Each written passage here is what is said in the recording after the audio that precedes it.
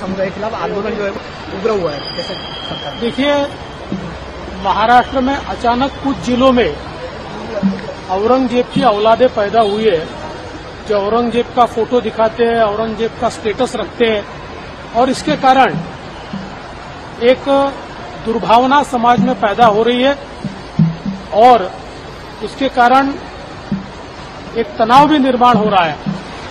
सवाल ये उठता है कि अचानक इतने औरंगजेब के औलादे कहां से पैदा हुई, इसके पीछे कौन है, इसका असली मालिक कौन है, ये भी हम ढूंढ के निकालेंगे।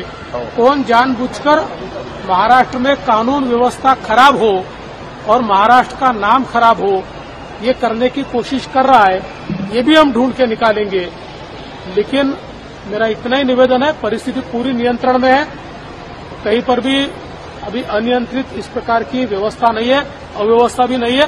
लेकिन मेरे सबसे निवेदन है, कोई भी कानून को हाथ में न ले, कानून को हाथ में लिया तो उसके ऊपर कार्रवाई की जाए। नीतीश राणे तो प्रशांत जी सुन लिए, ये आग में पानी डालने का काम कर रहे थे या आग में घी डालने का काम कर रहे हैं, ये आप सब को समझना है। जी प्रशांत जी, वो पेट्रोल डाल रहे हैं आग में, और यही रियर व्यू मिरर जो है जिसकी बात राहुल गांधी कर रहे हैं कि ये पेट्रोल डालने का काम कर रहे हैं। ये भाषा वो बोल रहे हैं कि दंगा भड़के, और बहुत साफ साफ औलादें पैदा हो गई हैं। हाँ, कहाँ से पैदा हो गई, कौन है, ये भाषा उस वक्त बोल रहे हैं जब कर्फ्यू लगा हुआ है, जब तनाव है वहां पे, जब आपको संयम बरतना है, जब आपको शांति की बात करनी है, आप भड़काने की बात कर रहे हैं। ये तो हाल है। और ये कोई ऐसा नहीं कि अचानक बोल रहे हैं, ये सोची समझी पूरा स्कीम है। आप इसको देखिए, क्योंकि इनकी सरकार वहां पे, तो इसकी कभी भी ऑब्जेक्टिव इन्वेस्टिगेशन नहीं हो पाएगा। लेकिन जिस तरीके से वो व्हाट्सएप मैसेज गए, कितनी जल्दी फैले, कई जिलों में फैले, उसका रिएक्शन भी हो गया, जुलूस भी निकल गए, लोग आमने सामने भी आ गए। ये ऐसा कैसे हो गया? जो आप बात कर रहे हैं बार बार व्हाट्सएप यूनिवर्सिटी की, हैंड इन ग्लव है व्हाट्सएप और फेसबुक। इसीलिए जब राहुल गांधी अमेरिका गए थे, और जब मैंने बात की थी कि पिछले आप ही के प्रोग्राम में, कि प्रपोजल 7 जब आया था फेसबुक की गवर्निंग बॉडी की मीटिंग में, उसकी चर्चा मैंने की थी कि प्रपोजल 7 क्या है, भारत में फेसबुक और व्हाट्सएप दंगे करवाना चाहता है। ये जो व्हाट्सएप यूनिवर्सिटी के चुटकुले हैं वो गंभीर बात है। फ्रांसिस हेगन और दूसरी दो उनकी डेटा साइंटिस्ट, सोफी जैंग और फ्रांसिस हेगन, ये 2 डेटा साइंटिस्ट फेसबुक से बाहर निकलकर डेटा उन्होंने लीक किया और इस बात की गवाही दी कि किस तरीके से भारत में फेसबुक ऑपरेट करता है। और आजकल आप देखिए कि व्हाट्सएप का एक विज्ञापन चल रहा है अखबारों में, फुल पेज विज्ञापन चल रहा है। मैं आपके शो में बताना नहीं चाहता हूं, उसमें वो किस नंबर को और किस नाम को ब्लॉक करने का बात कर रहे हैं। जरा मैं आप लोगों से कहता हूं कि जरा उस अखबार के विज्ञापन को उठा के देख लीजिए, आपको व्हाट्सएप और फेसबुक की मानसिकता समझ में आ जाएगी। एक विदेशी कंपनी जो पूरा डेटा यहां से एक्सपोर्ट कर रही है और उसको हमारे समाज की डेमोग्राफी, चॉइसेस, पॉलिटिकल पोलराइजेशन सब मालूम है, वो विदेशी कंपनी आपके देश में कई शहरों में एक साथ दंगे करवाने की स्थिति में है। इसलिए जो इस कंपनी के खिलाफ अपोजिशन पार्टीज को, भारत की सिविल सोसाइटी को, इन सबको सजग रहने की आवश्यकता है और इसके खिलाफ एडवोकेसी करें, बाध्य करें इनको कि ये इस तरीके की हरकतों से बाज आए। ये केवल हंसी मजाक नहीं है, व्हाट्सएप यूनिवर्सिटी एक गंभीर आरोप है। मैं एक एग्जाम्पल दे दूं आपको कि 2019 में, अभी सत्यपाल मलिक एक बात कर रहे हैं पुलवामा की, और हम जानते हैं कि पुलवामा के बाद क्या हुआ।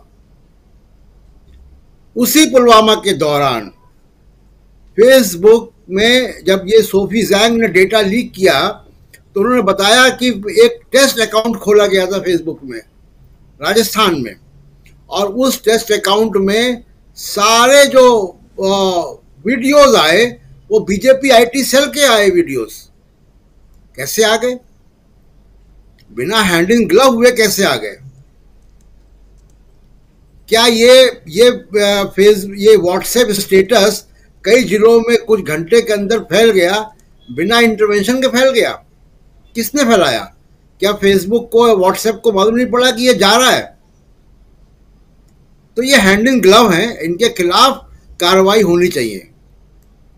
दूसरी बात कि देखिए, बीजेपी ये जानती है कि बगैर हिंदू मुसलमान किए, बगैर दंगों का माहौल बनाए इस देश में वो चुनाव नहीं जीत सकते, और कभी जीता भी नहीं है।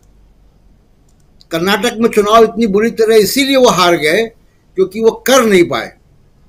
कर्नाटक का समाज और राजनीतिक पार्टियां होश में थी।